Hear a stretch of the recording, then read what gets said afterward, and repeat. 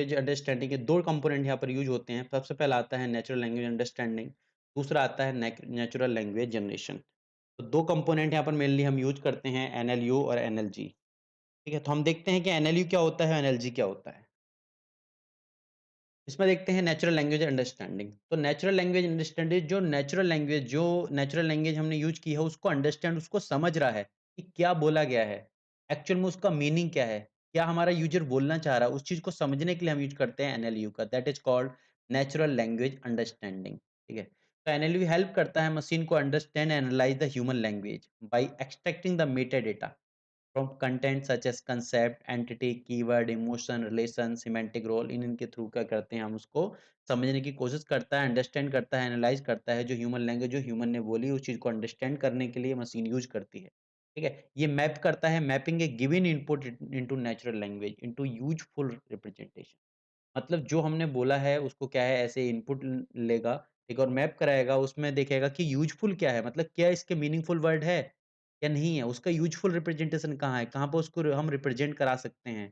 उसके बाद में it analyse the different aspect of language मतलब जो-जो लैंग्वेज बोली उसके अलग-अलग एस्पेक्ट देखता है। ठीक है? जैसे मैंने एक वर्ड यूज़ किया ओपन, अब ओपन का मतलब क्या है? ओपन का मतलब इस टाइप से भी है कि हमने इस चीज़ को ओपन किया, हमने किसी चीज़ को हम स्विच प्रेस करके भी ओपन कर सकते हैं, तो अलग-अलग मतलब है, तो डिफरेंट एस्पेक्ट ऑफ लैंग्वेज दिखता है, ठीक है?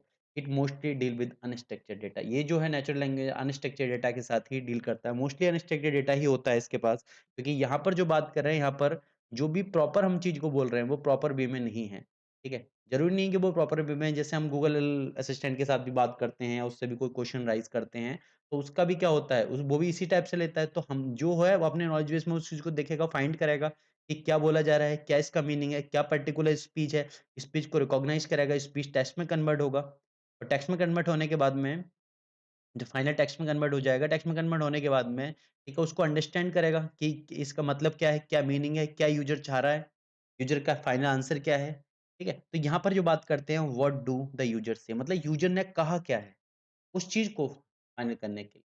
अब इसमें 2 चीज़ आती हैं कि यूज़र का इंटेंशन क्या है? मतलब यूज़र किस सेंस में इस चीज़ को बोल रहा है? अगला मीनिंग, यूज़र के कहने का मीनिंग क्या है? मतलब क्या है उसके कहने का इस चीज़ ठीक है? तो ये हम देखते हैं नेचुरल लैंग्वेज अंडरस्टैंडिंग के अंदर। अब हम देखते हैं कि यहाँ पर अलग-अलग टाइप के स्टेप यूज़ होते हैं। किस चीज़ को नेचुरल समझने के लिए हम अलग-अलग टाइप के स्टेप यूज़ करते हैं। तो सबसे पहला स्टेप आता है हमारा टोकनाइज़ेशन।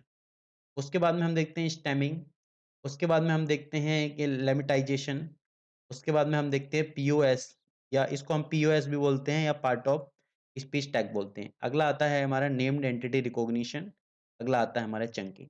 तो इस टाइप से प्रोसेस यूज़ होते हैं, एक के बाद एक प्रोसेस यूज़ होता है। पहले टोकनाइज़ेशन होगा, उसके बाद में स्टेमिंग होगी। अब टोकनाइज़ेशन क्या होता है?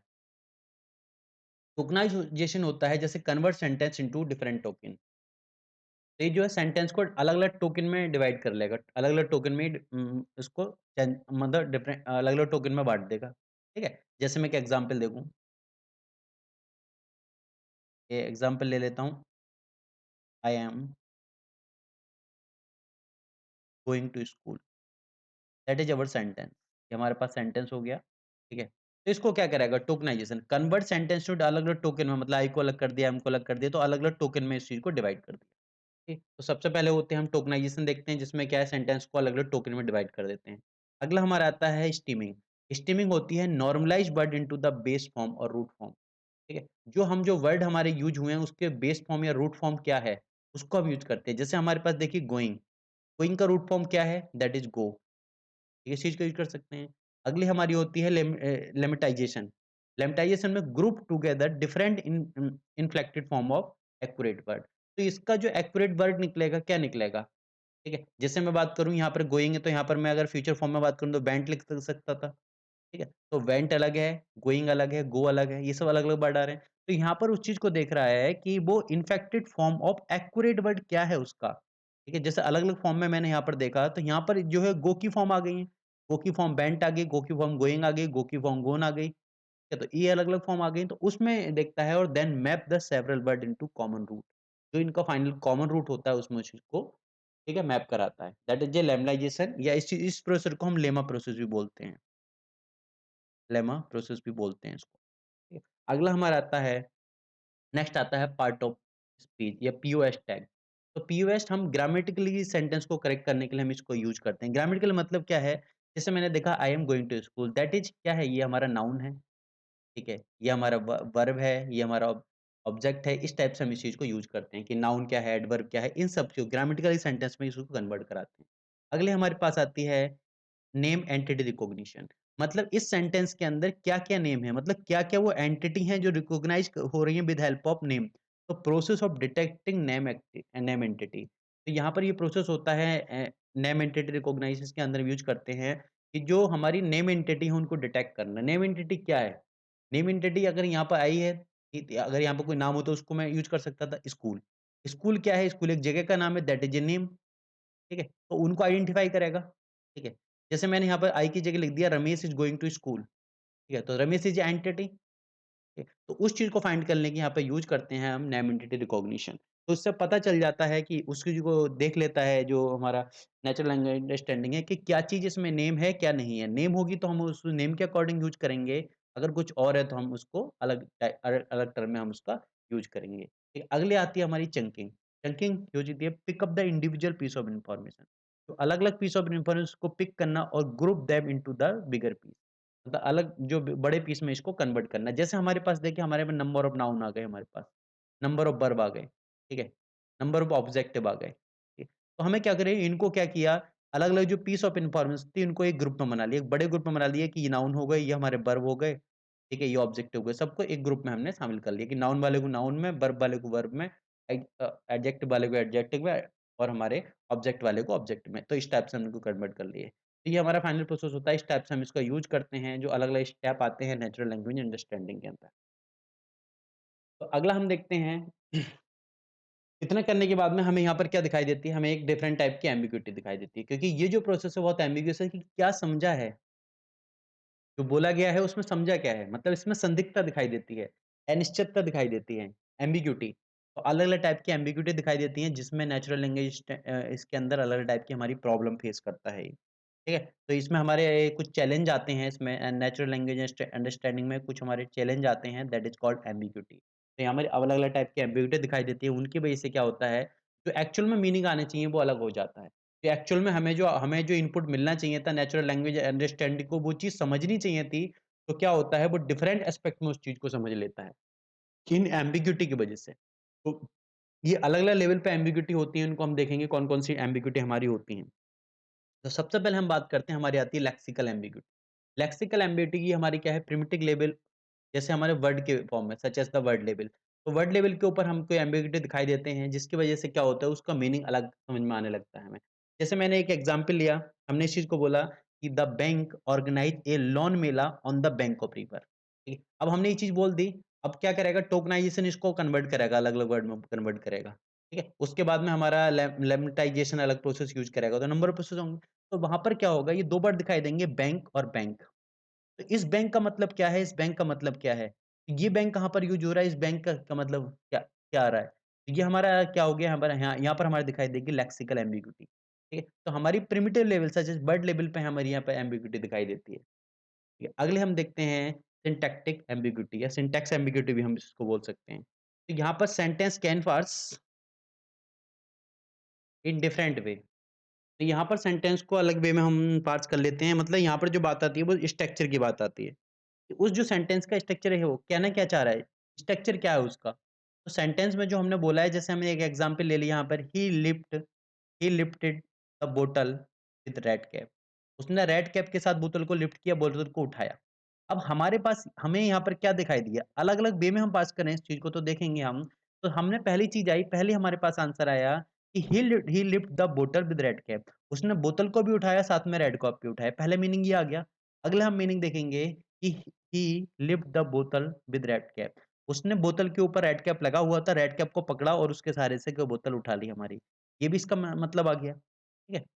और अगला मीनिंग इसका है जो उसने बोतल को उठाया जिसके ऊपर रेड कैप लगा हुआ था, तो बोतल भी साथ में उठी और रेड कैप भी साथ में उठा। तो इसके मल्टीपल टाइप के हमारे यहाँ पे मीनिंग दिखाई देंगे, ठीक है? तो मल्टीपल टाइप की ये भी मान सकते हैं, ये भी मान सकते हैं, यहाँ पर हमारी क्लियरिटी नहीं है, that is called syntactic ambiguity. ठीक है? तो अलग-अलग वे डिफरेंट वे निकलने लगते हैं इसके। अगली हमारी आती है सिमेंटिक एम्बिग्यूटी। सिमेंटिक मतलब हाउ मैनी मीनिंग, तो उसका मीनिंग क्या निकलेगा? उसका मीनिंग की बात करेंगे, उसका मीनिंग क्या निकलेगा? जैसे हम बात करें car hit the tractor, car ने ट्रैक्टर को टक्कर मार हिट किया ट्रैक्टर को व्हाइल इट इज़ मूविंग, जब वो चल रहा था। ठीक? अब मूव का क कर रहा है व्हाइल इट इज़ मूविंग। अब कार मूव कर रही थी या ट्रैक्टर मूव कर रहा था या दोनों मूव कर रहे थे? हमें यहाँ पर नहीं पता। तो यहाँ पर क्या होगा, यहाँ पर हमारे अलग-अलग मीनिंग दिखाई देंगे, मल्टीपल मीनिंग हमारे ऐसे निकल के आएँगे। अगला हम देखते हैं, ये हमारे पास आता है, अगला हम प्रैग्मैटिक एम्बिग्यूटी। यहाँ पर multiple interpretation of sentence. Sentence के अलग-अलग इंटरप्रिटेशन निकाल सकते हैं हम। सेंटेंस हमारा एक ही है, लेकिन इसको क्या है अलग-अलग टाइप से हम इंटरप्रेटेड कर सकते हैं। इसको ओपन द डोर। अब डोर को ओपन है, कोई पर्सन खड़ा है सामने, हमने उससे बोला ओपन द डोर, उसने डोर को ओपन किया, हमें एंटर कर दे। पहली चीज़ मीनिंग ये आ गया। अगली मल्टीपल इंटरप्रिटेशन कैसे निकलेंगे? दूसरा, हमने बोला ओपन द डोर, जैसे कारपेंटर वगैरह आया, उसने बोला कि भैया डोर खराब हो गया, ओपन द डोर, डोर को खोलना है, तो उसने क्या किया? जो अपन जो प्लायर वगैरह लेके उस डोर को ओपन करना स्टार्ट कर दिया। तो दोनों मीनिंग हमारे यहाँ पर आ गए कि हमारे ओपन द डोर के हमारे यहाँ पे 2 मीनिंग दिखाई दिए। तो इस टाइप की जो एम्बिग्यूटी आई है, उसको हम देखते हैं कैसे उस चीज़ को हम डील किया जाता है इसमें, ठीक है? तो हमारी ये अलग-अलग टाइप की एम्बिग्यूटी दिखाई देती है नेचुरल लैंग्वेज अंडरस्टैंडिंग। तो मशीन जो अंडरस्टैंड करेगी ऑन द बेसिस ऑफ अलग टाइप की एम्बिग्यूटी को क्या है, उसको उसको क्या करेगा, उसको इग्नोर करना पड़ेगा, उसको काउंटर करना पड़ेगा, ठीक है? तो अगला हम देखते हैं, नेक्स्ट हमारे पास आता है, next component natural language generation. अब हमने एनएलयू के अंदर देख लिया कि उसने इस चीज़ को समझ लिया कि मशीन ने क्या बोला, ठीक है? मतलब जो यूज़र ने क्या बोला है, यूज़र की क्या डिमांड है, यूज़र का क्या क्वेश्चन है, हमें क्या आउटपुट देना है, इनपुट उसे मिल गया फाइनल। एक्चुअल में मशीन को इनपुट मिल गया। ठीक है? नेचुरल लैंग्वेज एनएलयू ने उस चीज़ को अंडरस्टैंड कर लिया कि ये हमें आउटपुट देना है, दिया नहीं आउटपुट। अब क्या होगा, एनएलयू उस चीज़ को जनरेट करेगा एनएलजी, नेचुरल लैंग्वेज जनरेशन। अब नेचुरल लैंग्वेज में वो चीज़ जनरेट होगी। अब हमने पहले अंडरस्टैंड किया था, अब उस चीज़ को जनरेट करेगा, ठीक है? तो NLG act as the translator that convert computerised data into the natural language representative. इससे पहले क्या हो रहा था? पहले जो नेचुरल लैंग्वेज थी वो कंप्यूटर डेटा में कन्वर्ट हो रही थी, अब क्या होगा, इसमें कन्वर्ट होगा। ठीक है?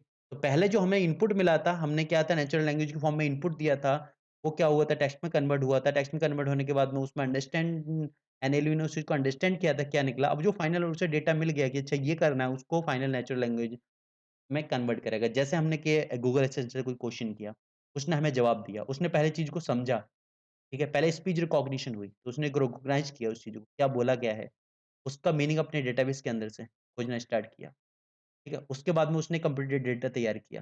मुझे अब हमको क्या होगा, रिप्लाई मिलेगा।